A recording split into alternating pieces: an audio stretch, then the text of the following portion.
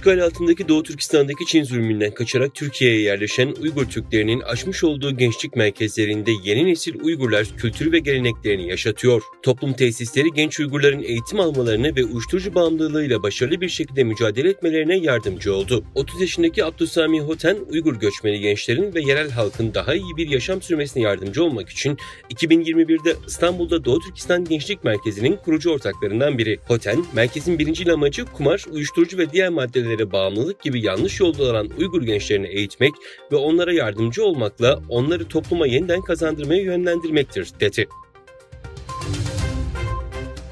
Çin'in işgalindeki Doğu Türkistan'ın Yerkent'e bağlı Kargalık ilçesinden olan Adil, Abdülhalik ve Abdülselam Tursun adlı 3 kardeş Çin baskı, zulüm ve soykırım cinayetlerinden kurtulmak için 2012 yılında dünyanın damı sayılan Himalaya dağlarını kaçak olarak aşarak Hindistan'ın sınır kenti Ladak şehrine ulaşarak Hindistan askerlerine teslim oldular.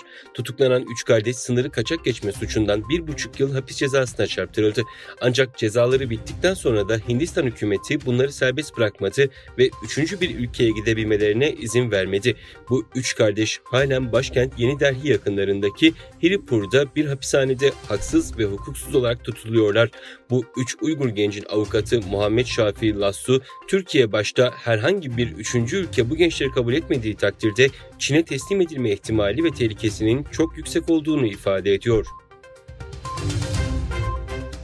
Çin'de ekonomik ve toparlanmadaki kırılganlığın yeni bir işareti olarak ithalat ve ihracattaki düşüş eğilimi Temmuz ayında hızlanarak devam etti. Çin Gümrükler Genel İdaresi verilerine göre Temmuz'da geçen yılın aynı dönemine kıyasla ihracat %14,5 azalarak 281,7 milyar dolara, ithalat ise %12,4 düşüşle 201,1 milyar dolara geriledi.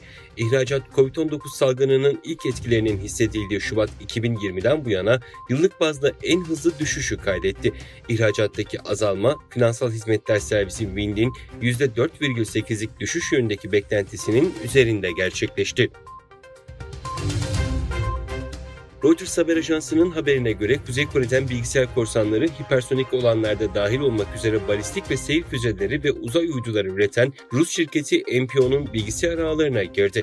Reuters'a göre 2021'de yetkililer özellikle de Skarkort ve Lazarus'la ilişkili seçkin hacker ekipleri Moskova yakınlarındaki Reytov'da bulunan MPO sistemlerine gizlice casus yazılım enjekte etti. Birkaç ay sonra Pyongyang balistik füze programında bir dizi başarı açıkladı. Ancak bunun bilgisayar korsanlığı sonucu elde edilen herhangi bir bilginin kullanımından kaynaklanıp kaynaklanmadığı belirlenemedi.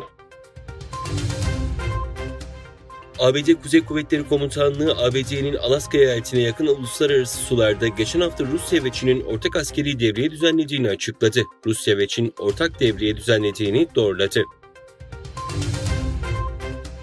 Filipinler Devlet Başkanı Marcos Jr., iki ülkenin sahil güvenlik ekiplerinin Güney Çin Denizi'ndeki tartışmalı bölgede karşı karşıya gelmesi sonrası Çin'e protesto notası ilettiklerini bildirdi.